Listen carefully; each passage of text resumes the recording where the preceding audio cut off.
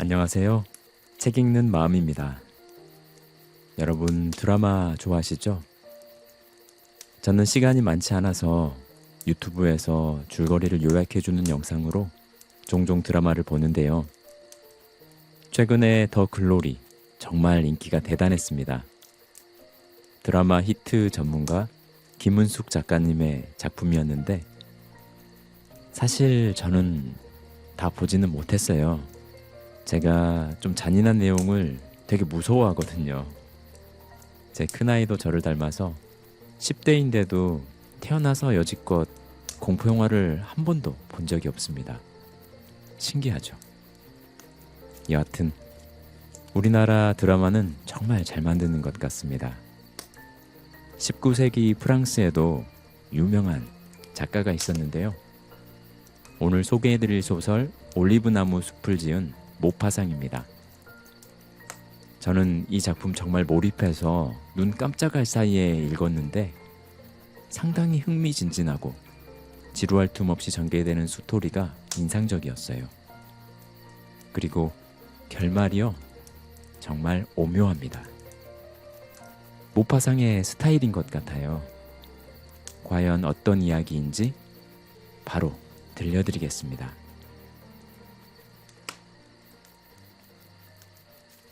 마르세유와 툴롱 사이 피스카만 안에 있는 조그만 어촌 가랑두의 어민들이 낚시질에서 돌아오는 빌부와 신부의 배를 보자 배를 끌어올려주려고 바닷가로 내려갔다. 배 안에는 신부 혼자였다. 58살인데도 정정하게 노를 젓는 폼이 뱃사람 못지않았다.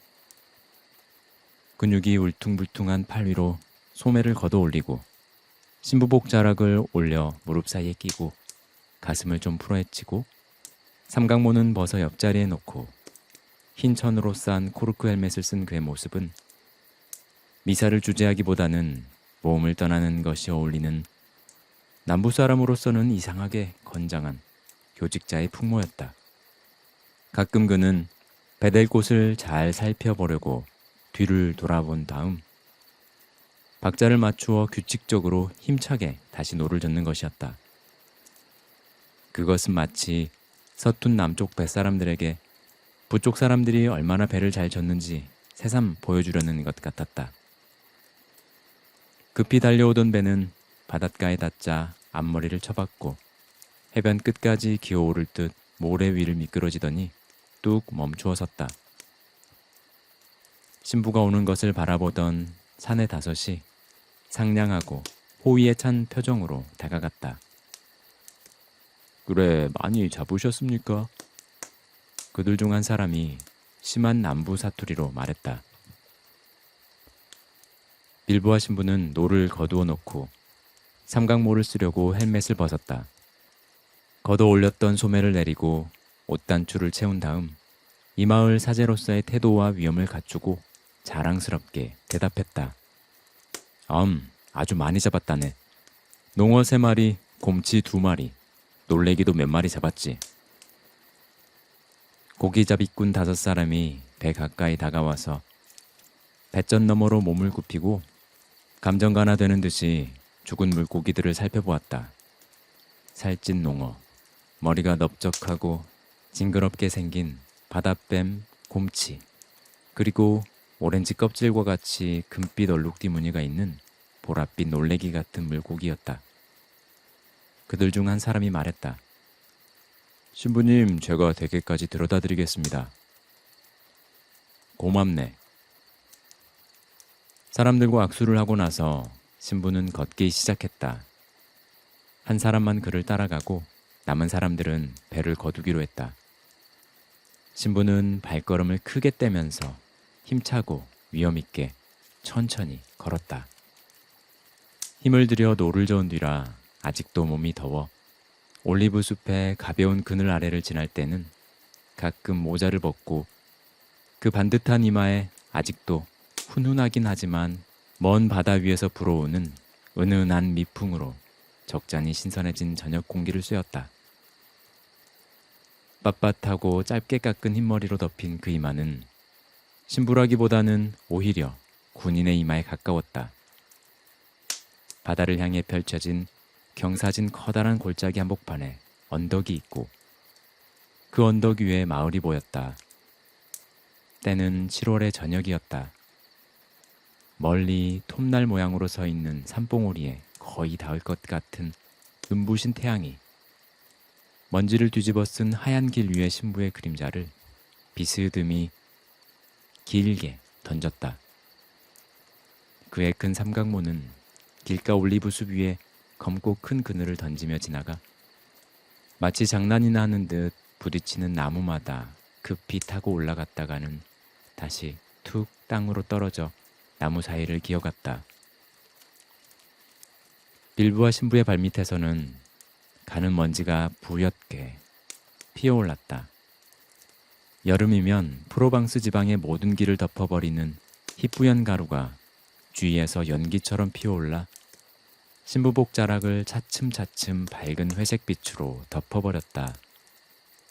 이제 좀 시원해진 신부는 두 손을 주머니에 찌르고 산을 타는 산악지방 사람처럼 느리고 힘있는 걸음걸이로 걸어갔다. 그는 고요한 눈으로 마을을 바라보았다. 그의 마을, 20년 동안 그가 사제일을 보아온 마을, 자기가 택했고 다행히도 자기 차지가 되었으며 장차 이곳에 몸을 묻으려고 생각하는 마을이었다. 그의 교회가 큰 원추용으로 옹기종기 모인 집들 위에 자리 잡고 있었다. 서로 크기가 다른 두 개의 네모난 갈색 석탑이 남국의 아름다운 계곡 속에 드러낸 고풍스러운 윤곽은 성당의 종루라기보다는 요새의 보루와도 같았다. 신부는 마음이 흡족했다. 농어 3마리, 곰치 2마리, 그리고 놀래기도 몇 마리 잡았으니까. 교구 사람들에게 보여줄 조그마한 자랑거리가 또 하나 늘어난 셈이었다.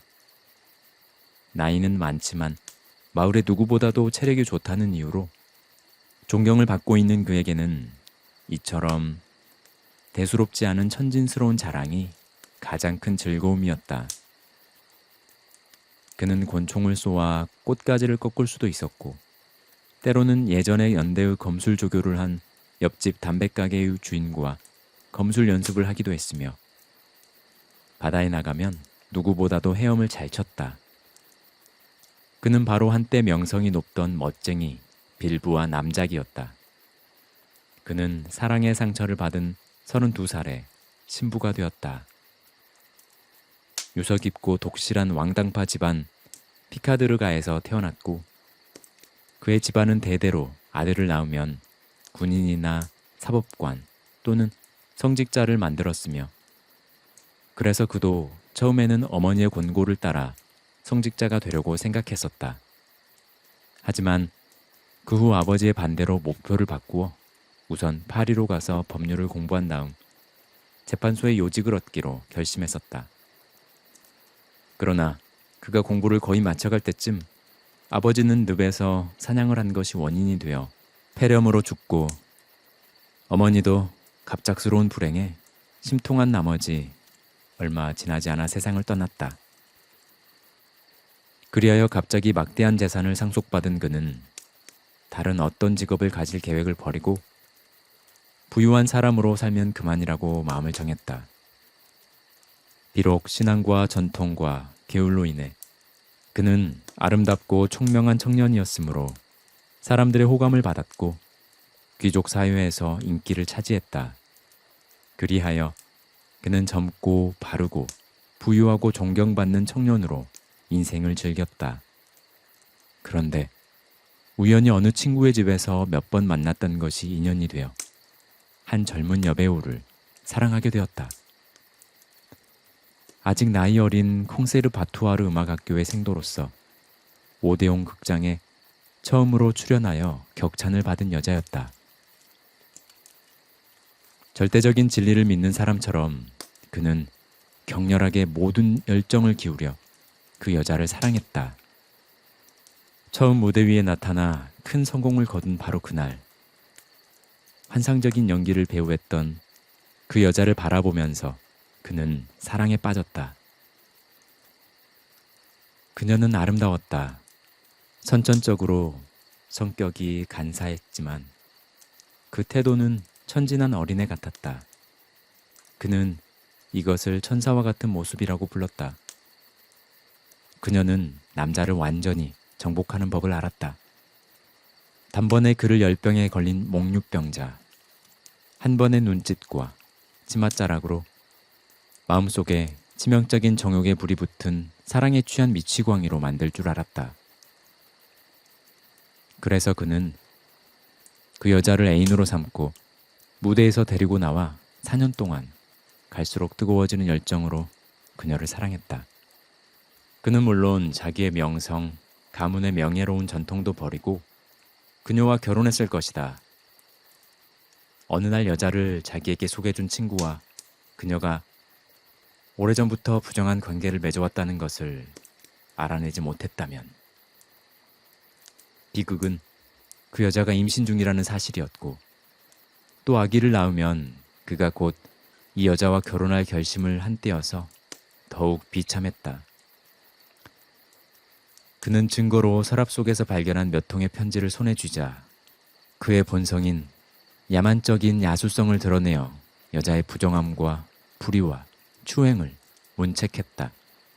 그러나 여자는 파리의 거리에서 자란 여자였으며 음란하고 또한 뻔뻔스러웠다.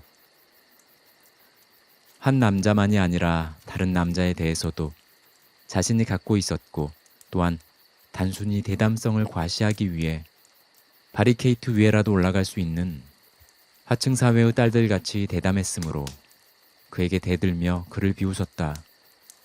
사내가 주먹을 들자 그녀는 자기 배를 가리켰다. 그는 창백해져서 손을 멈췄다. 자기의 핏줄기가 저 더럽혀진 몸뚱이 속, 저 비열한 몸뚱이 속, 추한 뱃속에 들어있다고 생각하자 이 여자에게 달려들어 둘 다를 한 발에 밟아 죽여 이 오욕을 단번에 씻어버리려고 했다. 여자는 얼굴이 파랗게 질렸다. 이제 죽는다고 느껴졌다. 남자의 억센 주먹 아래 이리 구르고 저리 구르며 방바닥 위에 쓰러져 헐떡이던 그녀는 이미 생명의 씨가 움직이는 푸른 배를 이제 당장 그 남자가 발로 내리 밟으려 한다는 것을 깨달아 발기질을 막으려고 힘껏 두 손을 벌리며 소리쳤다. 죽이지 마요. 당신 애가 아니니까. 그는 주춤 물러섰다. 얼마나 어이없고 멍해졌던지 분노도 발길도 한꺼번에 공중에서 멈춰버린 듯 중얼거렸다. 무엇이라고? 여인은 사내의 무서운 눈초리와 몸짓 속에서 뚜렷이 느껴지는 죽음의 위협 앞에 갑자기 미칠 듯 두려워져서 이렇게 수없이 거듭 소리쳤다. 당신 애가 아니에요. 그 사람의 애예요. 그는 이를 악물고 아연해져서 중얼거렸다. 이 아이가? 거짓말. 그러면서 또다시 밟아 죽일 듯 발을 움찔거리기 시작했다. 여자는 무릎을 꿇고 일어나 뒷걸음질 치려고 애쓰면서 한결같이 중얼거렸다. 그 사람 아이예요. 당신 아이라면 벌써 예전에 생겼을 것 아니에요? 이 말은 진실과도 같이 그의 마음에 부딪혔다. 번개같이 스쳐가는 생각 가운데 분명하고 명쾌하게 반박할 수 없는 온갖 추리가 일시에 뚜렷하게 그의 머릿속에 떠올랐다. 그는 자기가 저 더러운 계집의 뱃속에 들어있는 비참한 생명의 아버지가 아니라는 것을 확실하게 깨달았다. 안도감과 함께 엉켰던 마음이 후련해지는 듯 분노도 차츰 가라앉았다. 그는 이제 이 여자를 죽일 생각을 버렸다. 잠시 후 그는 침착한 목소리로 말했다. 일어나서 나가. 다시는 내 눈앞에 나타나지 마. 여인은 명령대로 일어나 순순히 나갔다. 그 후 그는 그녀를 두 번 다시 보지 못했다. 그는 그대로 길을 떠났다. 남쪽을 향해 태양을 바라보며 자꾸 내려갔다. 그리하여 지중해 안 어느 계곡 안에 자리 잡은 이 마을에 이르러 발을 멈춘 것이다. 그곳에서 18개월 동안 비탄과 절망과 깊은 고독 속에서 지냈다. 그곳에서 그는 자기를 배반한 여자의 괴로운 추억, 그녀의 채취와 교태, 그 말할 수 없는 매력에 대한 상념에 빠져 지냈다. 그는 여자의 육체를 아쉬워하며 살았다. 그리고 프로방스 골짜기를 헤매었다. 떠나지 않는 추억이 자리 잡은 병든 머리를 이끌고 올리브나무 잿빛 잎들 사이로 스며나온 햇빛을 받으며 그는 끝없이 걸었다. 그러나 괴로운 고독과 싸우는 동안 그의 마음속에는 옛날의 경건한 신앙심이, 소년 시절의 정열만은 다소 식어버린 신앙심이 자기도 모르는 사이에 소생하는 것이었다. 한때는 미지의 생활에 대한 피난처로 생각되었던 종교가 이제는 허위와 괴로움 많은 인생에 대한 피난처로 떠올랐다. 기도의 습관을 버리지 않은 그는 슬픔 속에서 더욱 기도에 전념했다. 저녁이면 때때로 어두운 교회당 안에 들어가 무릎을 꿇고 기도했고, 교회당 안에는 제단을 지키는 성스러운 램프의 불꽃이 신의 존재를 상징하는 듯 외롭게 빛났다. 그는 자기의 번민을 신에게, 자기의 신에게 고백하고 모든 괴로움을 호소했다. 그는 또한 신에게 충고를 구하고 동정을 구하고 구원을 구하고 보호와 위로를 바랬다. 매일매일 더욱 열렬히 부르짖는 기도 속에서 그는 그때마다 더욱 강한 감격을 느꼈다. 한 여인의 사랑으로 인하여 이리저리 상처가 난 그의 가슴은 아물 줄도 모르고 헐떡이며 끝없이 애정을 갈구했는데, 차츰 기도를 계속하며 깊어가는 신앙의 습관으로 성자와 같은 생활을 하는 동안, 그리고 불쌍한 인간을 위로하고 이끌어주는 구세주와 진심으로 경건한 영혼의 만남을 계속하는 동안 신의 신비로운 사랑이 그의 마음을 정복해버렸다. 그래서 그는 다시 어렸을 때의 생각으로 돌아가 순결을 지키지 못한 부족한 많은 생애마저 교회에 바치기로 결심했다. 그리하여 그는 신부가 되었다. 그는 우연히 찾아온 이 프로방스 마을에서 부사제가 되었다. 재산의 대부분을 자선사업에 기부하고 일생 동안 가난한 사람들을 돕고 힘이 되어줄 수 있는 정도의 재산만 가지고 경건한 예배와 인류에 대한 봉사와 조용한 생활 속으로 은거했다. 그는 편협한 사람이었으나 선량한 신부였다. 군인의 기질을 지닌 종교의 안내자였다. 그는 본능과 취미와 욕망의 많은 새끼리 뒤얽힌 인생의 상림 가운데서 길을 잃고 헤매며 앞을 내다보지 못하는 그러한 인간들을 바른 길로 인도하는 교회의 안내자가 되었다. 그러면서도 예전의 많은 기질이 그의 마음속에 그대로 남아있어 격렬한 운동과 귀족적인 스포츠와 검술을 좋아했다. 그는 여자를, 모든 여자를 무엇보다도 싫어했다. 알 수 없는 위협 앞에선 어린애와 같은 공포심으로 여자를 싫어하는 것이었다. 신부 뒤를 뒤따라오던 뱃사람은 남부 사람처럼 이 말 저 말 하고 싶은 충동을 느꼈지만 신도들에게 엄격한 위험을 지닌 신부 앞이라 감히 입을 열지 못했다. 마침내 그는 입을 떼었다. 어떻습니까, 신부님? 별장은 마음에 드십니까? 별장이라 는 건물은 도시와 시골에 사는 프로방스 사람들이 피서용으로 사용하는 아주 작은 집을 가리키는 것이었다. 신부는 교회 사택에서 5분이면 갈 수 있는 숲속에 이런 건물을 한 채 빌려두었다. 교회 사택은 너무 작고 교구 가운데 있는 덕에 교회당으로 가로막혀서 답답했다. 그는 여름을 정기적으로 여기서 보내는 것은 아니었다. 가끔 며칠씩 묵을 뿐이었는데 주위가 온통 푸른색뿐인 숲속에 머물며 권총 사격을 연습하기 위해서였다. 아주 마음에 든다네. 신부는 대답했다. 나지막한 별장이 숲 가운데 보였다. 장밋빛으로 칠한 이 작은 집은 숲 한복판에 있어서 올리브 가지와 잎사귀의 검은 그림자를 받아 줄이 쳐지고 잘게 잘리고 썰린 듯하여 이 프로방스 지방에 버섯이 솟아난 것처럼 보였다. 키가 큰 여자 하인이 식탁을 차리며 문 앞을 왔다 갔다 하는 것이 보였다. 한결같이 느릿한 걸음으로 올 때마다 한 가지씩 무엇인가 들고 와서 식탁에 놓고 갔다. 처음에는 포크를, 다음에는 접시를, 그 다음 빵, 그 다음 찻잔, 이런 식으로 하나씩만 가져왔다. 그녀는 아를르 지방 여자들이 쓰는 작은 보닛을 썼는데 검은 비단과 벨벳으로 만든 끝이 뾰족한 모자 끝에는 흰 방울이 달려 있었다. 목소리가 들릴 만한 거리에 이르자 신부는 소리쳤다. 마르그리트, 내가 왔네. 여인은 걸음을 멈추고 신부 쪽을 바라보았다. 그리고 자신의 주인임을 알아보자 아, 네, 신부님 하고 대답했다. 물고기를 많이 잡아왔어. 농어는 버터를 발라서 구워주게. 다른 것은 바르지 말고 버터만, 알겠지? 하녀는 앞으로 맞으러 나오며 어부가 들고 온 생선들을 살펴보았다. 그런데 신부님, 닭 요리를 해놓았는데요. 그래도 하는 수 없지.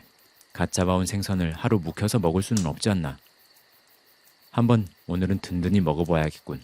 이런 일이 자주 있는 것도 아니고 큰 죄가 될 것은 아닐 테니까. 하녀는 농어를 골라가지고 가다가 돌아서더니 말했다. 아참, 어떤 남자가 신부님을 보려고 3번이나 왔다 갔어요. 신부는 무심히 물었다. 남자? 어떤 사람인데? 보잘것없는 사람이에요. 그래, 그럼 거지 아닌가? 글쎄, 그런 것도 같아요. 하지만 제 생각엔 불안당 같아요. 신부는 이 말에 웃음이 터졌다. 그는 마르그리트가 겁 많은 성격임을 잘 알고 있었다. 이 하녀는 별장에 머무를 때는 온종일, 특히나 밤만 되면 신부와 자기가 이 별장에서 강도에게 죽게 되리라는 망상을 하기도 했다. 신부는 자기를 따라온 남자에게 몇 푼의 동전을 쥐어주고 돌려보냈다. 그러고 나서 옛날 사교계 신사로서의 몸가짐을 깨끗이 하던 습관을 버리지 않은 그는 잠깐 얼굴을 씻고 오겠어 라고 하며 세면을 하러 가려고 했다. 그때였다. 식칼로 생선 잔등을 손질하던 마르그리트가 부엌에서 소리쳤다. 저기요, 저 사람이에요. 신부가 길 쪽으로 돌아서니 정말 그곳에 어떤 남자의 모습이 눈에 띄었다. 멀리서 보아도 지극히 누추한 차림이었는데 이 집을 향해 잔걸음으로 걸어오고 있었다. 신부는 서서 그가 오기를 기다렸다. 아직도 겁 많은 하녀의 무서워하는 모습이 우스웠다. 하지만 마음속으로는 그 말이 옳군. 정말 불안당 같은 꼴을 하고 있어. 라고 생각했다. 이 알지 못하는 남자는 두 손을 주머니에 찌르고 신부를 바라보며 천천히 다가왔다.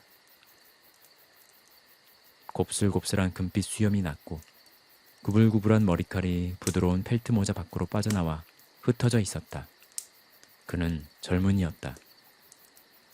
모자의 더러운 모양과 떨어진 꼴은 이루 말할 수 없을 지경으로 아무도 그 원래의 빛깔과 모양을 알아낼 수 없을 정도였다. 기다란 밤색 외투를 입었고 바지는 발꿈치 근처가 너덜너덜했다. 발에는 운동화를 신었고 걸음걸이가 힘이 없고 소리가 나지 않아 불안해 보였는데 그것은 불황자들의 걸음걸이와 같았다. 신부의 몇 걸음 앞에까지 오자 그는 이마를 가리고 있던 걸레 조각 같은 모자를 극단의 배우가 하는 식으로 벗었다. 그의 얼굴은 생기가 없고 방탕스러워 보였지만 그래도 아름다웠다. 정수리가 벗겨진 것은 과로나 혹은 방탕함의 표시였다. 확실히 나이는 25은 넘지 않아 보였다. 신부도 따라서 모자를 벗었다. 신부는 이 사람이 보통 불황자는 아니며 일자리 없는 노동자나 감옥을 전전하는 전과자는 아니라는 것을 느꼈다. 안녕하십니까, 신부님. 그 남자가 먼저 말을 걸었다. 신부는 이 수상하고 남루한 행인에게 존칭을 할 순 없어 다만 안녕하시오 대답했다. 두 사람은 잠시 서로의 얼굴을 마주보고 서 있었다. 그러자 신부는 이 남자의 시선 앞에서 자기 마음이 흔들리고 알지 못하는 적을 눈앞에 둔 것과 같이 어떤 거대한 충격을 느꼈다. 육체와 혈관 속에 찌르르 스며드는 이상한 불안감이 그의 마음속에 퍼져나가는 것이었다. 불황자는 말을 계속 이었다. 저를 아시겠습니까? 신부는 대답했다. 내가? 당신을 모르겠는데. 나는 당신을 전혀 모르겠어. 나를 모르시겠다고요? 그럼 좀 더 똑똑히 보시지요. 아무리 보아도 소용없어. 난 당신을 전혀 본 적이 없으니까. 그러자 상대방은 비웃는 듯이 말했다. 그야 그러시겠지요. 그렇다면 당신이 좀 더 알만한 사람을 보여드리겠습니다. 그는 다시 모자를 머리 위에 올려놓고 외투의 단추를 풀었다. 그러자 맨가슴이 그대로 보였다. 여윈 배 위에는 붉은 허리띠가 바지의 허리춤에 감겨 있었다. 그는 주머니에서 더러워질 대로 더러워져서 봉투 같지도 않은 봉투를 하나 꺼냈다. 흔히 불황자들이 경찰을 만났을 때 자기 신분을 보장해주는 서류 같은 것, 진짜인지 가짜인지 훔친 것인지 제 것인지 알 수 없지만 그런 서류를 넣어서 옷 속에 간직해두는 그런 봉투였다. 그는 봉투 속에서 다시 사진을 한 장 꺼냈다. 옛날에 유행했던 엽서형 사진이었다. 색은 누렇게 되었고 구겨질 대로 구겨진, 오랫동안 여기저기 들고 다니며 품속에서 뜨뜻한 체온으로 색이 바랜 그런 사진이었다. 그는 사진을 자기 얼굴 옆에다 대고 신부에게 물었다. 그럼 이 사람은 아시겠습니까? 신부는 좀 더 자세히 보려고 두어 걸음 가까이 다가갔다. 사진을 들여다본 그는 갑자기 얼굴이 창백해졌다. 그것은 자기 사진이었다. 옛날 사랑하던 여자에게 주려고 찍었던 그 사진. 남자는 말을 이었다. 그럼 이제 아시겠습니까? 신부는 더듬거리며 말했다. 알겠군. 이것은 나요. 확실히 당신이죠? 틀림없어. 그러면 이제는 이 사진과 저를 비교해 보십시오. 신부는 사실 이미 알아챘다. 가엾은 그는 이 두 사람, 그러니까 사진의 남자와 그 옆에 서 있는 이 불황자 같은 남자가 서로 형제처럼 닮은 것을 보았다. 그러나 그는 영문을 알 수가 없었다. 그래, 대체 당신이 원하는 것이 뭐요? 불황자는 조금은 성난 듯이 말했다. 내가 바라는 것은 내가 누구라는 것을 알아달라는 겁니다. 대체 그대가 누구냐 말이오? 내가 누구냐고요? 길 가는 사람을 붙들고 물어보시구려. 아니, 당신 하녀에게 물어보시면 되겠군요. 자, 이걸 보이고 촌장에게도 물어볼까요? 웃을 겁니다. 내가 당신의 아들이라는 것을 인정하지 않을 작정이십니까? 네? 신부는 성경에 나오는 모양으로 두 손을 하늘로 축혀들고 절망에 찬 목소리로 부르짖었다. 그럴 리가 없어.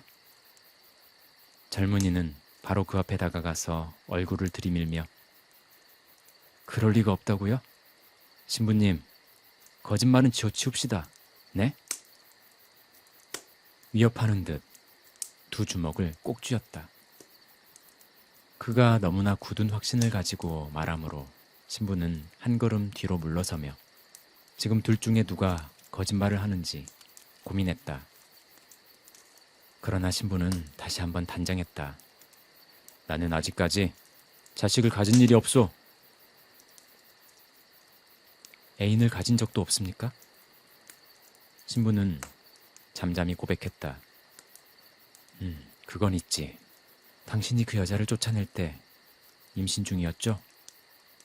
돌연 옛날의 분노가, 그러니까 25년 전에 짓눌러 놓았던 분노가 그의 가슴 속에서 그의 신앙과 헌신과 속세의 폭이라는 모든 것을 깨트리고 솟구쳐 오르는 듯했다. 그는 자기를 잊고 부르짖었다. 그 여자를 쫓아낸 건 나를 속였기 때문이었다. 그리고 다른 남자애를 가졌기 때문이지.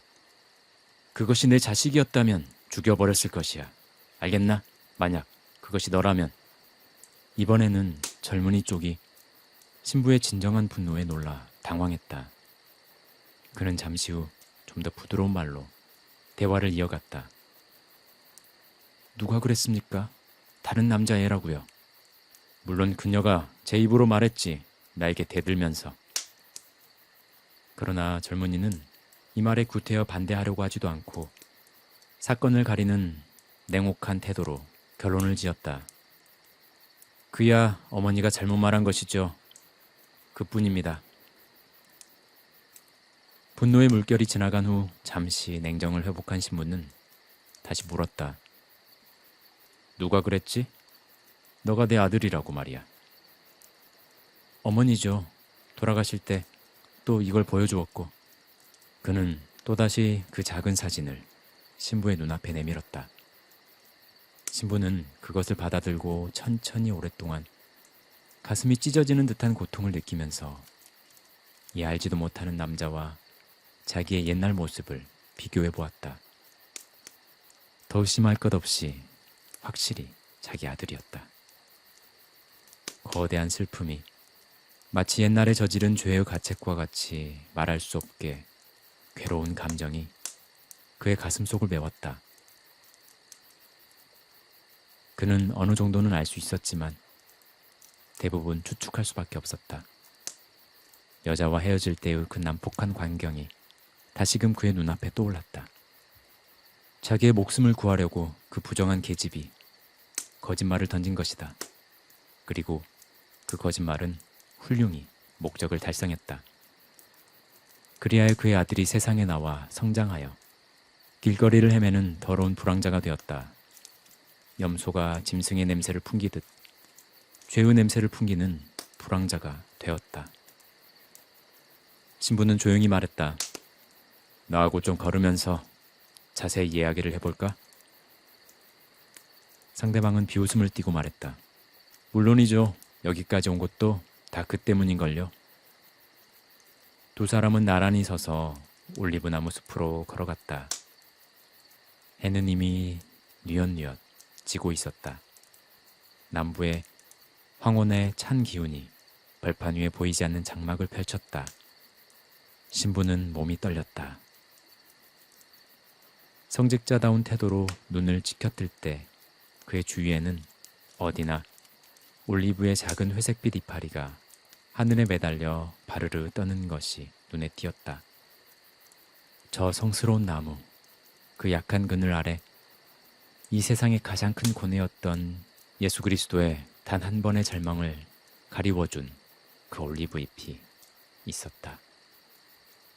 그의 가슴 속에서 기도가 솟아올랐다. 그는 짧고 절망적인 기도를 마음속으로 올렸다. 그것은 신도들이 구원을 청하는 탄원이었다. 나를 구원하소서. 그러고는 아들을 향해 신부는 이렇게 말했다. 그래, 어머니는 죽었다고? 이 말이 입 밖으로 튀어나왔을 때 새로운 슬픔이 그의 마음속에서 깨어나 가슴을 찢는 것 같았다. 결코 완전히 잊어버릴 수 없는 인간의 육체에 대한 이상한 슬픔이었다. 그것은 지난날 그가 받았던 고뇌와 고통의 잔혹한 여운이었다.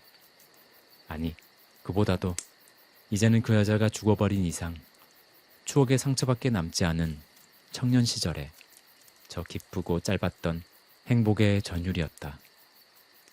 젊은이는 대답했다. 그렇습니다. 어머니는 돌아가셨죠. 오래되었나? 그렇죠. 벌써 3년이 지났으니까요. 그러면 왜 좀 더 빨리 나를 찾아오지 않았지? 젊은이는 잠시 주저했다. 그럴 수가 없었죠. 여러 가지 사고가 생겨서. 그건 차차 이야기하도록 하죠. 얼마든지 자세히 이야기할 테니까요. 사실 어제 아침부터 아무것도 먹지를 못했는데. 신부는 갑자기 불쌍한 생각이 들었다. 저녁을 먹으러 가지. 신부는 언뜻 자기가 잡아온 생선 생각이 났다.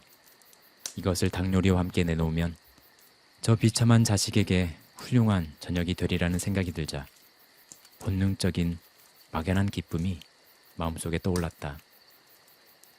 아르르 출신의 하녀는 벌써 불안에 쌓여 무엇라고 중얼거리면서 문 앞에 서서 기다리고 있었다. 신부가 큰 소리로 분부를 내렸다. 마르그리트, 그 식탁은 치우고 방 안으로 옮겨놓도록 해. 어서. 식사는 2사람분 준비하고.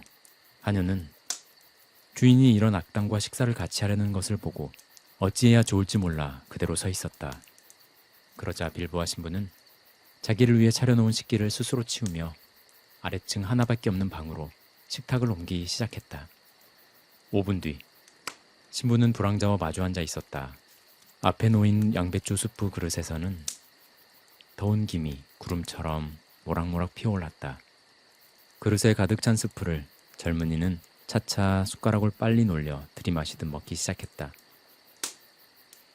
신부는 이제 시장한 생각이 없어져서 빵을 접시 안에 남겨둔 채 향기로운 수프만 천천히 맛보았다. 이름이 무언가? 젊은이는 배부르게 먹어서 만족한 표정으로 대답했다. 성은 어머니의 성을 따랐고 하지만 이름은 둘이나 되죠. 필리프 그리고 오규스트. 내게 어울리는 이름은 아니죠? 신부는 얼굴이 창백해져서 목맨 소리로 물었다. 어떻게 그런 이름을 갖게 됐나? 불황자는 어깨를 으쓱하면서 말했다. 뻔한 노릇이죠. 당신과 헤어진 뒤 어머니는 그 정부에게 내가 그의 아들이라고 속였죠. 사실 그 작자도 내가 15살쯤 때까지는 그대로 믿었지만 내가 너무 당신을 닮아가기 시작했거든요. 그래서 그도 내가 자기 아들이 아니라고 했어요. 빌어먹을. 그래서 이름을 둘이나 가지게 됐습니다. 필리프, 오기스트라고. 내가 운이 좋아서 아무도 닮지 않았다면 어떻게 됐을지.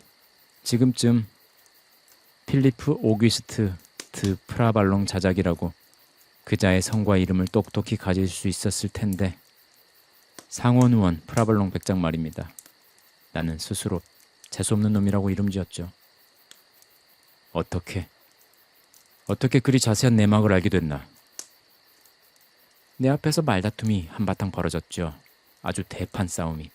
그래서 다 알게 됐습니다. 반시간 전부터 느끼고 참아왔던 모든 것보다 더 아프고 괴로운 그 무엇이 신부의 가슴을 내리눌렀다. 숨이 막힐 듯 점점 심해져서 결국은 죽을 것만 같았다.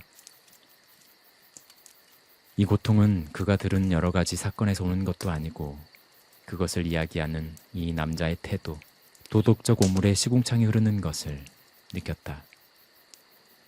이것은 어떤 사람에게는 생명을 빼앗는 도끼를 지닌 것이었다. 정녕 내 아들이란 말인가? 신부는 아직도 믿을 수 없었다. 증거가 필요했다. 모든 증거가. 모든 것을 알고 싶고 듣고 싶고 모든 것에 귀를 기울이고 싶고 온갖 고통을 견뎌보고 싶었다. 그는 다시 한번 자기의 작은 별장 주위를 둘러선 올리브 나무들을 생각했다. 그리고 다시 한번 중얼거렸다. 신이시여, 저를 구원하소서. 필리프 오기스트는 수프를 다 마시고는 말했다. 더 먹을 것은 없습니까? 부엌은 집 밖에 붙여 지은 건물에 있었기 때문에 신부의 목소리가 마르그리트에게 들리지 않았다. 그래서 신부는 알려야 할 일이 있으면 담벽에 매달아 놓은 중국식 동라를 두서너 번씩 두드렸다. 신부는 가죽으로 싼 마치를 들어 둥근 금속판을 몇 번 두드렸다. 처음에는 희미한 소리로 울리더니 점점 소리가 커지며 잉잉 울었다. 그 소리는 날카롭고 격하여 두드려 맞춘 구리에 찢어질 듯한 무서운 비명으로 변해갔다. 이윽고 하녀가 나타났다. 그녀는 경련이 일어날 정도로 굳어진 얼굴로 들어오더니 주인에게 충성스러운 개가 주인에게 일어날 참극을 예감하듯이 분노에 찬 눈초리로 불안당을 쏘아보았다. 손에는 불에 구운 생선 요리를 들고 있었다. 버터의 고소한 냄새가 풍겼다. 신부는 숟가락을 들어 고기를 위에서 아래로 쭉 가르더니 등 쪽 살을 젊은 아들에게 주면서 말했다. 이것은 내가 아까 잡은 것이다. 이것은 번민 속에 살아남은 조그만 자부심의 조각이었다. 마르그리트는 자리를 떠나지 않고 그대로 서 있었다. 마르그리트, 포도주를 가져오게. 좋은 것으로. 코르시카산 백포도주를 가져오게. 하녀는 거역할 듯한 몸짓을 했다. 신부는 엄격한 얼굴로 말했다. 어서 2병을 가져오게. 신부가 누구에게 술을 낼 때는 꼭 자기 몫으로 1병을 따로 가져오게 했다. 필리프 오기스트는 기쁨에 빛나는 얼굴로 중얼거렸다. 이렇게 먹어보기는 참 오랜만이군요. 하녀는 잠시 후 돌아왔다. 신부에게는 그 사이가 영원과 같이 지루하게 생각되었다. 지금 무엇을 알고 싶은 욕구가 그의 피를 타오르게 하고 지옥의 불꽃과 같이 그를 집어 삼키려 했다. 병마개를 둘 다 뽑고도 하녀는 그대로 머물러 서서 수상한 사나이를 쳐다보고 있었다. 이만 돌아가게. 신부가 이렇게 말했는데도 하녀는 듣지 못한 것 같았다. 그래서 신부는 다시 냉혹하게 느껴질 정도로 무뚝뚝하게 말했다. 어서 돌아가게. 비로소 하녀는 돌아갔다. 필리프 오기스트는 걸신이 들린 것처럼 생선을 먹어치웠다.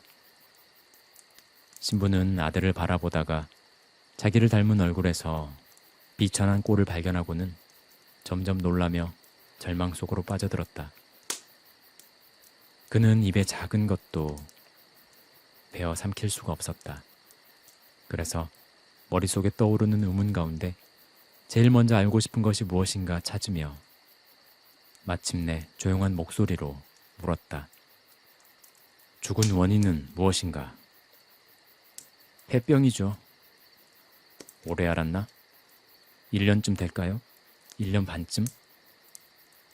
어쩌다 그 병이 났지? 그야 모르죠. 잠시 말이 없었다. 신부는 생각에 잠겼다. 알 수만 있었다면 알고 싶었을 수많은 의문들이 물밀듯 밀려왔다. 그 여자와 헤어진 날, 그러니까 자칫하면 그녀를 죽일 뻔한 그날 이후 그는 그녀에 대해 아무런 소식도 듣지 못했다. 물론 알려고도 하지 않았다. 그는 여자와 행복했던 시절을 일시에 망각의 심연 속에 던져버렸던 것이다. 그러나 돌연 여자가 죽어버린 것을 알게 된 지금 그의 마음속에는 그녀에 대한 것은 모두 알고 싶은 강한 욕망이, 사랑에 빠졌던 남자의 욕망이 솟아났다. 혼자 살지는 않았겠지? 그럼요. 항상 정부와 같이 있었죠. 정부라니. 플라발롱 말인가? 그렇죠. 옛 여자에게 배반을 당한 그는 자기를 속였던 여자가 자신의 연적이라고 할 남자와 30년 이상을 살았다는 것을 마음속으로 계산해 보았다. 그것은 자기도 모르는 사이에 이런 질문을 하게 만들었다. 두 사람은 행복하게 지냈나? 젊은이는 비웃는 듯한 웃음을 띠며 대답했다. 그럼요. 그야 물이 가득 찰 때도 있고 빠질 때도 있기는 한 것이지만 내가 없었다면 아주 좋았을 텐데 내가 항상 망쳐놓았거든요. 그게 무슨 말인가? 벌써 이야기했잖아요. 내가 15살 때까지는 그도 내가 자기 아들인 줄 알았죠. 하지만 바보는 아니었습니다. 혼자서 내가 누구를 닮았는지 알아챘으니까. 그래서 싸움이 몇 차례 있었죠. 나는 문 밖에서 다 들었어요. 그는 자기를 속였다고 엄마를 야단치더군요. 엄마도 대들었죠. 그게 뭐 자기 잘못이냐고요. 자기를 꿰어낼 때는 딴 사람의 여자인 줄 몰랐느냐고 대들었죠. 물론 그 딴 사람이란 건 당신을 말하는 거였습니다. 그렇다면 내 이야기도 때때로 하던가. 그렇죠. 하지만 내 앞에선 절대로 당신 이름을 입 밖에 낸 적이 없었어요. 최후에 엄마가 이젠 소생할 가망이 없게 된 막판에 가서야 말을 꺼냈죠. 그때도 하긴 여간거리는 것은 아니었습니다. 그런데 너는 어렸을 때부터 네 어미의 부정한 생활을 눈치채고 있었던 거냐? 하하, 제가 그렇게 어리석은 줄 아세요? 이래봬도 아직까지 어리석다는 소리는 들어본 적이 없습니다. 그런 건 말이죠. 철들기 시작하면 다 알게 되는 법이에요. 필리프 오기스트는 잔에 술을 부어 쭉 들이켰다. 두 눈이 광채를 발하기 시작했다. 오랜만에 술을 마시니 빨리 취기가 오르는 모양이었다. 신부는 이것을 알아채고 막으려 하다가 문득 술이 취하면 무슨 말이나 함부로 짓거릴 거라는 생각에 병을 들어 잔을 채워주었다. 마르그리트가 닭요리를 가지고 와서 식탁 위에 놓고는 다시 불황자를 뚫어지게 바라보았다. 그리고 분하다는 듯이 주인에게 말했다. 신부님, 저 취한 꼴을 좀 보세요. 참견하지 말고 돌아가 있게. 그러자 하녀는 문을 쾅 닫고 나가버렸다. 그래, 네 어미는 나에 대해 뭐라고 하던가? 그야 별것 없었습니다. 보통 헤어진 남자에게 하는 그런 말들이죠. 뭐 여자에게 까다로운 남자였다는 둥, 성미가 갑갑했다는 둥, 그대로 있었으면 당신 고집 때문에 살기가 힘들었으리라는 등 그런 말들이죠. 그런 말을 자주 하던가? 그럼요. 어떤 때는 내가 알아듣지 못하게 하려고 말을 돌려서 하긴 했지만 나를 속일 수 있나요? 그들은 너를 어떻게 대했지? 어렸을 땐 아주 좋았죠. 나중에는 말이 아니었지만 엄마는 나 때문에 일이 악화되는 것을 보자 나를 쫓아냈습니다. 어떻게 말인가? 간단하죠. 내가 16살 때 젊은 혈기로 실수를 좀 했거든요. 그랬더니 그 둘은 나를 집에서 내쫓으려고 감화원에 집어넣어버렸어요. 그는 식탁 위에 두 팔을 세우고 두 손으로 볼을 쥐었다. 만취해서 머리가 마비되는 기분이었다. 갑자기 이런 이야기 저런 이야기를 짓거리고 싶은 참을 수 없는 충동을 느꼈다. 흔히 술 취한 사람이 빠지게 되는 횡설수설하고 싶은 충동 말이다. 그는 입가에 애교를 띠며 부드럽게 한번 웃었다. 그 간사한 아리따움이 누구의 것인지를 신부는 알아챘다. 알 뿐만이 아니었다. 과거에 자기를 정복하고 파멸케 했던 그 가증스럽고 어루만지는 듯한 아리따움을 그는 몸으로 느껴보았던 것이다. 이때 아들이 가장 닮은 것은 그의 어머니였다. 얼굴의 윤곽이 아니라 그의 매력, 믿을 수 없는 눈초리, 그리고 가슴속에 든 모든 죄악의 문을 여는 듯한 간사한 미소의 모습이 그러했다. 필리프 오기스트는 제 이야기를 시작했다. 감화원에서부터 정말 기막힌 생활을 했죠. 정말 재미있는 생활이었답니다. 소설가라면 내 인생을 비싸게 살 텐데. 몽테크리스토를 쓴 뒤마도 내 인생보다 아슬아슬한 이야기를 만들어내지 못했으니까. 그는 입을 다물고 취한 사람이 무엇을 생각할 때 짓는 심각하고 엄숙한 표정을 했다가 다시 천천히 말을 계속했다. 자식이 잘 되길 바란다면 어떤 짓을 했어도 절대로 감화원 같은 데를 보내서는 안 되죠. 그 안에서 사귀는 친구들이 아주 보통이 아니거든요. 나도 기막힌 놈들과 사귀었는데 결과가 아주 좋지 않았어요. 그 놈들 3명과 어느 날 밤 9시경 모두 얼큰하게 취해서 나루 근처의 큰 길을 걷고 있었죠. 그런데 마차 한 대가 오는 거예요. 살펴보니까 마부도 가족들도 모두 잠들어 있고 말만이 천천히 걷고 있었습니다. 그들은 마르티농 사람들이었는데 시내에서 저녁을 먹고 돌아오는 길이었어요. 그래서 나는 말고삐를 쥐고 나루토로 끌고 간 다음 말을 나룻배 위에 태워버렸죠. 그리고 배를 강 가운데로 밀어냈어요. 소리가 나는 바람에 고삐를 쥐고 있던 마부가 잠을 깼죠. 사방이 캄캄하니까 아무것도 보이지 않는데 그는 말에다 채찍질을 했습니다. 어떻게 됐겠나요? 말이 껑충 뛰어 물속으로 뛰어들어 버렸죠. 모두가 물속에 빠져버린 거예요. 그 후에 나는 고발당했죠.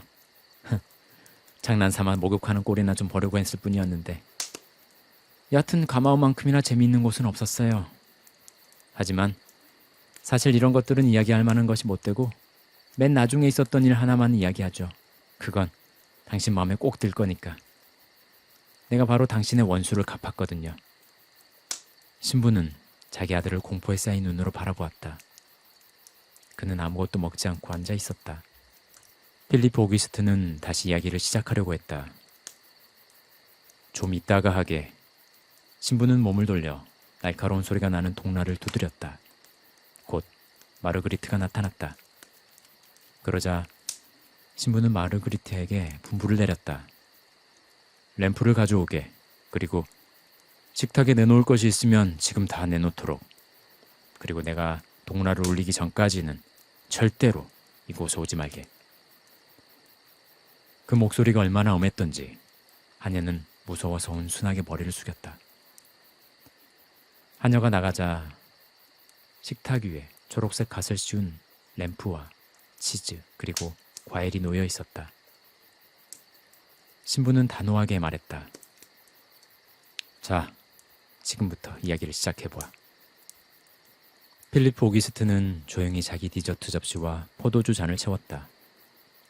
신부가 손도 대지 않았던 둘째 술병도 거의 비웠다.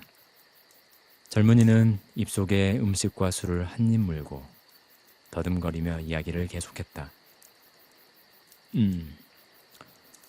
자, 들어보세요. 내 마지막 이야기는 이런 겁니다. 좀 끔찍한 이야기죠. 나는 집으로 다시 들어갔어요. 둘이 싫어하건 말건 거기 머물렀죠. 그들은 나를 무서워했으니까 나를 쫓아낼 수 없었습니다. 물론 나를 건드리면 안 되죠. 그렇죠. 귀찮게 하면 난 어떤 짓이라도 하는 그런 놈이니까요. 그런데 그들은 함께 있을 때도 있고 떨어져 있을 때도 있었거든요.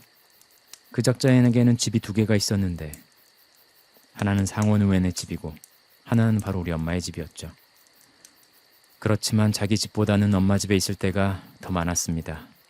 그는 이미 엄마 없이는 잠시도 지낼 수 없게 되었거든요. 정말 엄마는 현명하고 굳세었어요. 남자를 어떻게 요리하는지 잘 알았죠. 몸과 마음을 온통 사로잡았으니까요. 하긴 남자들이란 어리석죠. 난 집에 돌아와서 그들을 주먹으로 다뤘습니다. 필요하다면 주먹 다짐도 동원할 수 있는 나는 무서운 놈이었어요.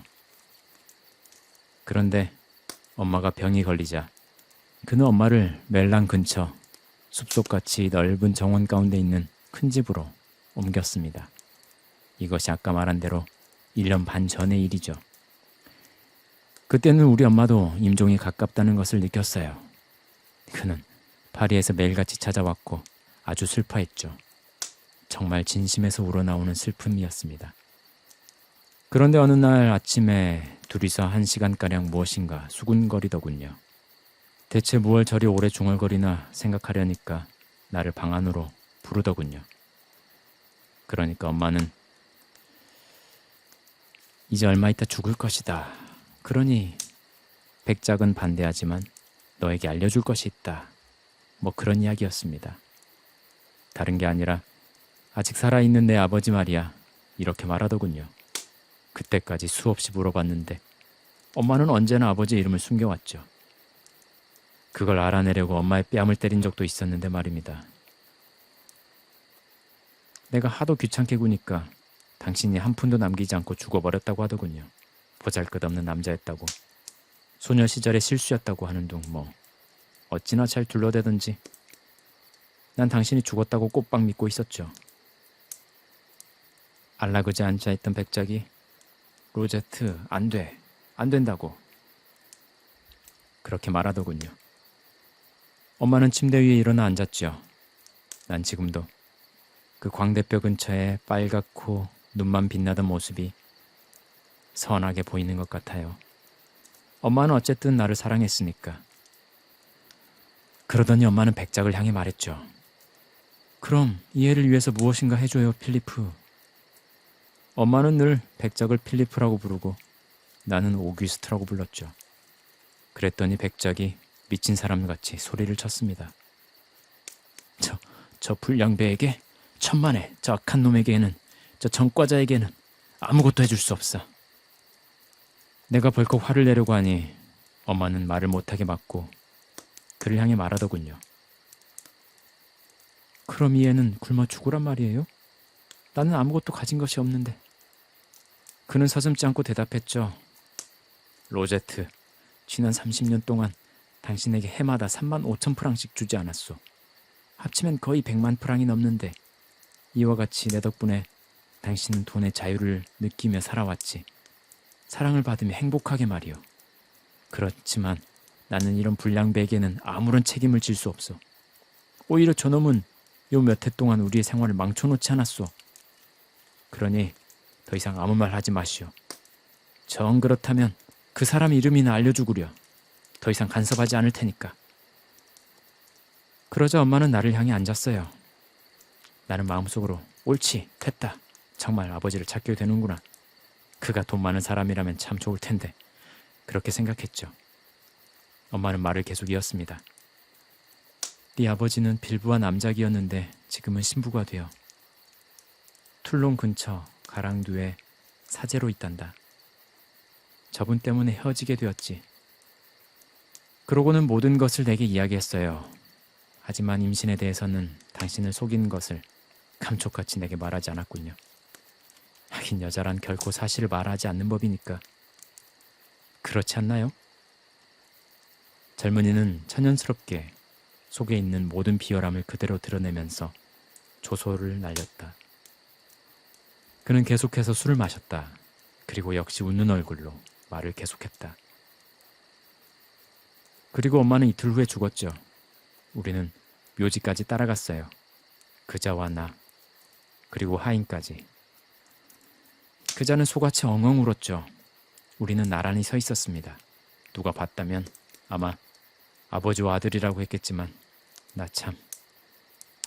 그리고 둘이서 집으로 돌아왔죠. 나는 속으로 따져봤습니다. 한 푼도 없이 쫓겨날 것인가? 어떻게 할 것인가? 수중에 있는 돈이라고는 50프랑밖에 없었으니까 어떻게 저놈에게 복수를 할까 생각해 보았죠. 그런데 그가 내 팔을 찌르면서 말하는 거예요. 할 말이 있으니 이리 와봐. 나는 그의 서재로 따라갔죠. 그는 책상 앞에 앉더니 울음 섞인 목소리로 우물쭈물 하더군요. 요전에 엄마 앞에서 말했던 것처럼 그렇게 무정하게 대하고 싶지는 않다고 말이에요. 그러면서 나에게 자기를 괴롭히지 말라고 부탁하더군요. 하지만 그건 내 맘이죠.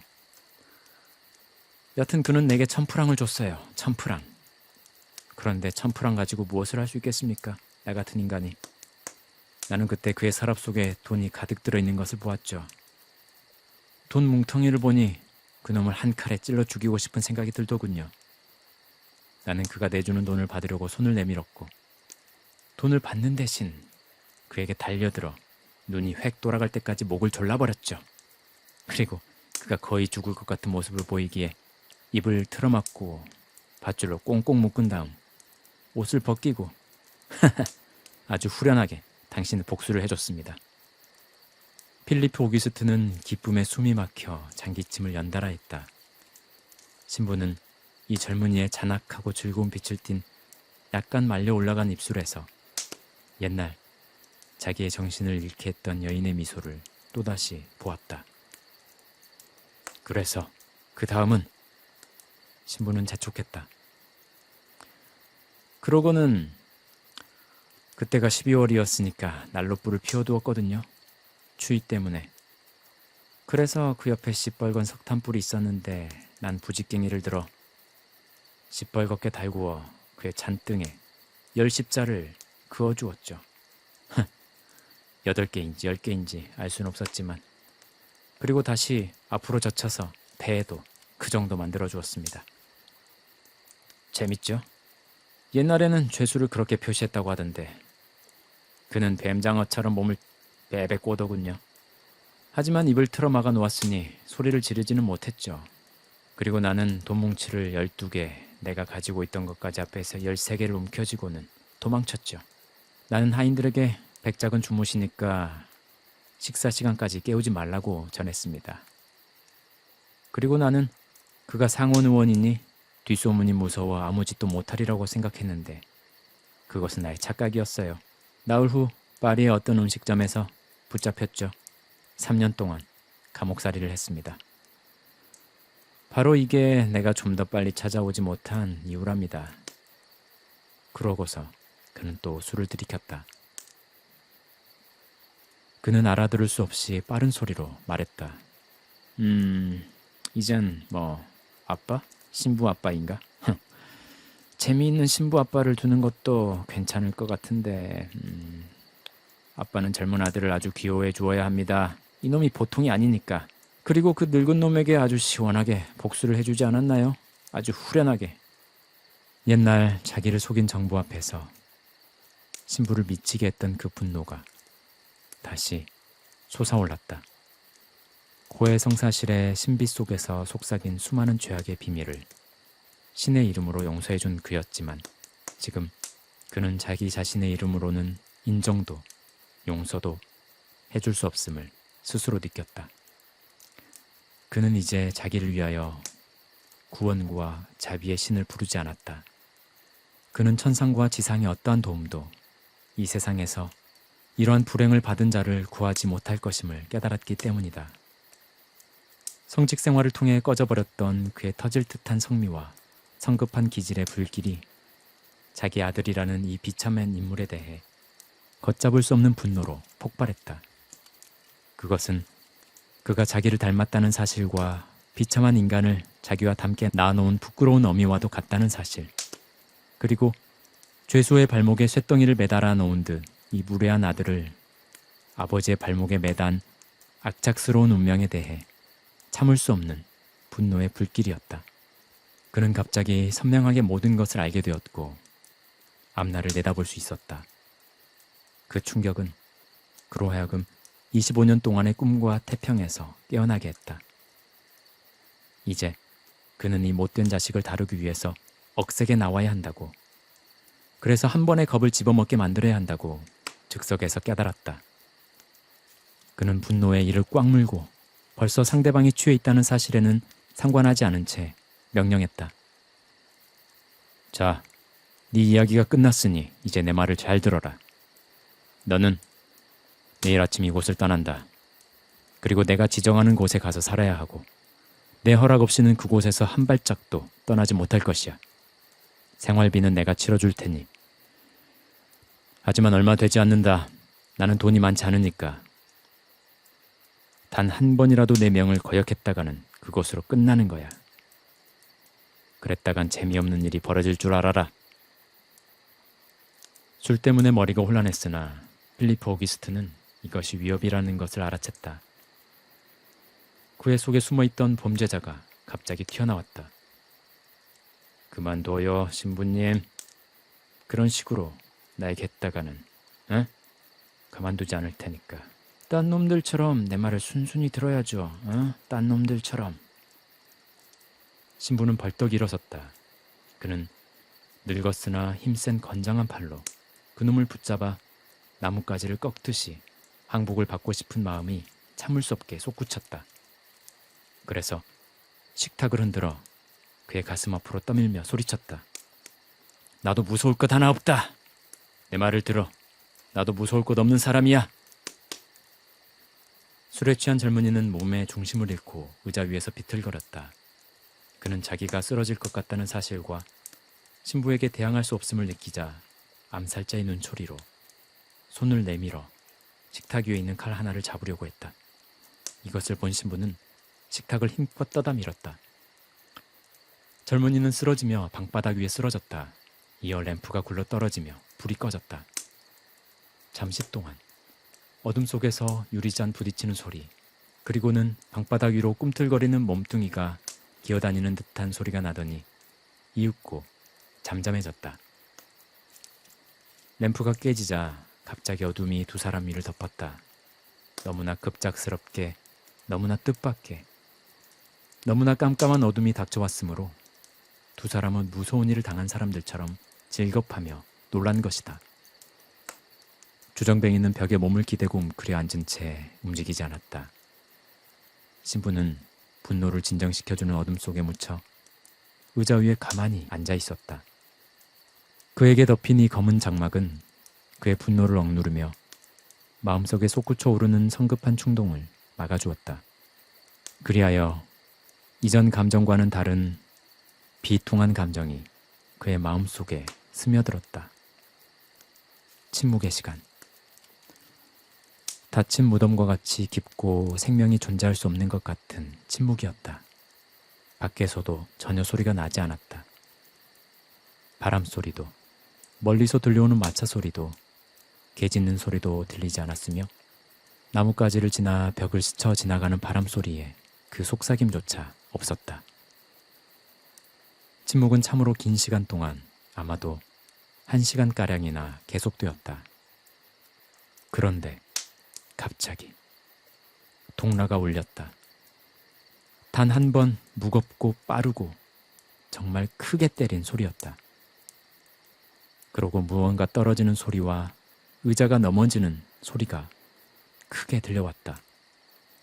대기하고 있던 마르그리트가 달려갔다. 그러나 하녀는 문을 열자 지척을 분간할 수 없는 어둠에 놀라 주춤 뒤로 물러섰다. 몸이 떨리고 가슴이 뛰어 헐떡이는 낮은 목소리로 불러보았다. 신부님, 신부님? 어떡하면 좋아? 어떻게 된 일이지? 하녀는 혼자 중얼거렸다. 그녀는 앞으로 나갈 용기도 불을 가지러 돌아갈 힘도 없었다. 미칠 듯한 욕망, 달아나고 싶은 욕망, 소리치고 싶은 욕망만이 그녀를 사로잡았다. 그러나 그녀의 다리는 힘이 쭉 빠져서 지금이라도 그 자리에 쓰러질 것만 같았다. 그녀는 다시 불렀다. 신부님, 마르그리트예요. 신부님. 무서움에도 불구하고 주인을 구하겠다는 본능적인 욕구가, 그리고 때때로 여자를 영웅적으로 만들어주는 용맹심이 그녀의 마음을 무서운 담력으로 가득 채웠다. 그래서 부엌으로 달려가서 곧 등불을 들고 돌아왔다. 그녀는 방 문턱에서 멈추었다. 먼저 불황자의 몸뚱이가 보였다. 벽 옆에 길게 누워 자고 있거나 아니면 자는 척하는 것처럼 보였다. 다음에는 깨진 램프가 보였고 식탁 밑에 빌보아 신부의 검은 양말을 신은 두 다리가 보였다. 빌보아 신부는 넘어져 있었다. 그의 머리 옆으로 동라가 있는 것으로 보아 그가 넘어지며 머리를 동라에 부딪힌 것이 틀림없었다. 그녀는 무서움으로 가슴이 두근거려 부들부들 떨면서 중얼거렸다. 어떡하면 좋지? 어떡하지? 무슨 일이 일어난 거야? 그녀는 조심조심 천천히 걸어 나가다가 무엇인가 기름과 같은 것에 미끄러져 넘어질 뻔했다. 그녀는 몸을 굽혀 내려다보았다. 붉은 방바닥에 역시나 붉은 액체가 흐르고 있었다. 그것은 발밑에서 사방으로 퍼져 문 쪽을 향해 줄줄 흘렀다. 그녀는 그것이 피라는 것을 알아보았다. 너무나 놀라 미친 듯이 도망치기 시작했다. 그녀는 아무것도 보지 않으려고 등불을 내동댕이 쳤다. 그리고 집 밖으로 뛰어나오자 마을을 향해 줄다름질 쳤다. 나무에 부딪히며 멀리 보이는 불을 바라보고 고함을 치며 뛰었다. 그녀의 날카로운 음성은 밤하늘에 불길한 올빼미 울음소리같이 울려 퍼졌다. 그녀가 마을에 맨 처음 집에 이르렀을 때 깜짝 놀라서 뛰어나온 사람들이 그 여자를 둘러쌌다. 그러나 그녀는 물어보는 말에 대답도 못하고 손짓 발짓만 했다. 그녀는 제정신이 아니었다. 마침내 무슨 심상치 않은 일이 신부의 별장에서 일어났음을 알아채고는 우리는 무기를 들고 신부를 구하러 갔다. 올리브 숲 가운데 있는 장밋빛 작은 집은 소리 없이 깜깜한 어둠 속에 쌓여 보이지 않았다. 불빛이 있던 단 하나의 창문이 눈을 감은 듯 꺼진 이후 집은 어둠 속에 잠기고 암흑 가운데 숨어 이곳을 아는 사람 이외에는 찾아낼 수가 없었다. 얼마 후 몇 개의 등불이 땅 위를 기는 듯이 나무 사이를 뚫고 이 집을 향하여 달려갔다. 풀밭 위로 노란 불 그림자가 움직이며 지나갔다. 이 움직이는 불빛 아래 올리브 나무에 뒤틀린 줄기들은 때때로 괴물과 같이 서로 엉키고 뒤틀어진 지옥의 뱀과 같이 희끄무리하게 보였다. 그러더니 얼마 지나지 않아 작은 집의 낮고 네모난 장밋빛 담벽이 등불 앞에 나타났다. 4~5명의 농부가 등을 들고 권총을 든 2사람의 헌병과 산림 간수, 촌장, 그리고 마르그리트 일행이 길을 인도했다. 정신을 잃은 마르그리트를 남자 둘이 양쪽에서 부축해서 데리고 온 것이다. 무시무시한 바람이 도는 문 앞에서 일동은 잠시 주저했다. 헌병이 등불을 들고 문 안으로 들어서자 다른 사람들도 뒤따라 들어갔다. 하녀의 말이 사실이었다. 피가 엉켜 방바닥에 마치 카펫을 깐 것 같았다. 피는 불황자가 누운 곳까지 흘러가서 그의 한쪽 다리와 한쪽 팔이 피에 젖어 있었다. 아버지와 아들은 잠들어 있었다.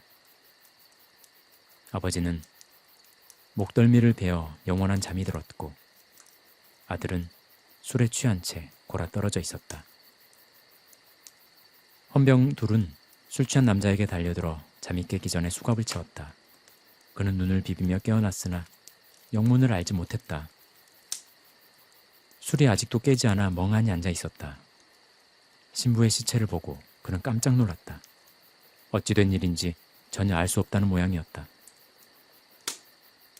촌장이 말했다. 어째서 내빼지 않은 걸까? 너무 취했기 때문이죠. 헌병 인솔자가 말했다. 모두가 같은 의견이었다. 그들 중 빌부와 신부가 자결했을지도 모른다고 생각한 사람은 없었으니까.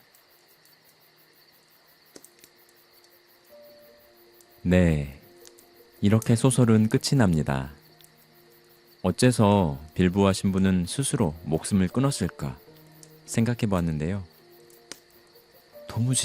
정말 도무지 알 수 없다. 그런 생각이 들다가 한 가지 힌트를 찾았어요. 후반부에 그런 내용이 있었죠. 아들의 이야기를 듣다가 문득 빌부와 신부가 생각합니다. 그는 갑자기 선명하게 모든 것을 알게 되었고 미래를 내다볼 수 있었다. 네, 빌부와 신부가 내다본 미래, 아들과 함께하는 그 미래는 너무나 끔찍해서 차라리 둘 중 한 명이 사라지는 게 나은 것이었겠다. 그런 결론을 내렸나 봅니다. 만약 그가 다른 미래를 그려볼 수 있었다면 결말이 바뀌었을 텐데 조금 아쉽습니다. 그럼 저는 이만 자러 가봐야겠네요. 여러분들도 모두 평안한 밤 되시길 소망합니다.